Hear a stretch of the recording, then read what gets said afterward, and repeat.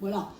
Évidemment, on ne peut pas avancer de preuves, mais il y a des fortes charges, une forte suspicion. Et tout le monde comprend aujourd'hui, en fait. Alors, après, oui, je pense qu'il y a une réhabilitation, si tant est qu'il y ait une nécessité de réhabilitation, d'ailleurs, parce qu'en fait, le fond de la question et du coup d'État, c'est pas ça, mais en tout cas, il y a un sentiment de sympathie envers Mohamed Bazoum aujourd'hui au Niger, en tout cas, moi, c'est ce qui me revient.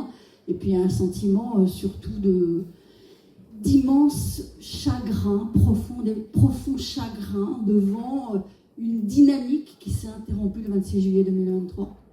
Une dynamique de sécurisation du pays qui était intelligente, qui était à la fois fondée sur une démarche militaire, mais en même temps une démarche de retour dans la société civile de jeunes qui s'étaient égarés dans le terrorisme et qu'il arrivait à ramener dans la République.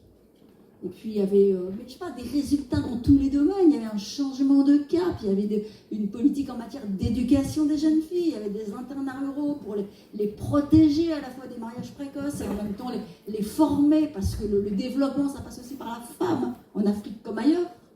Voilà, donc tout ça, ça s'est effondré il y a 600 jours.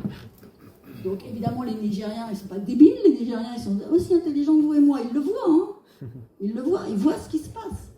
Ils voient le nombre de morts, ils voient les incursions djihadistes, ils voient les villages détruits, ils voient les forces de sécurité qui n'arrivent plus à juguler ça, ils voient la hausse des prix, et ils voient des discours délirants.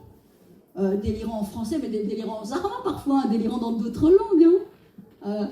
Quand monsieur Tiani, ou Tiani comme on veut, la générale de brigade, bientôt général d'armée, va déclarer qu'il y a des agents de la DGSE qui vont sur les marchés à Niamey pour récupérer les oignons, pour en priver la population pendant le ramadan, si vous voulez, l'objet d'une hilarité générale.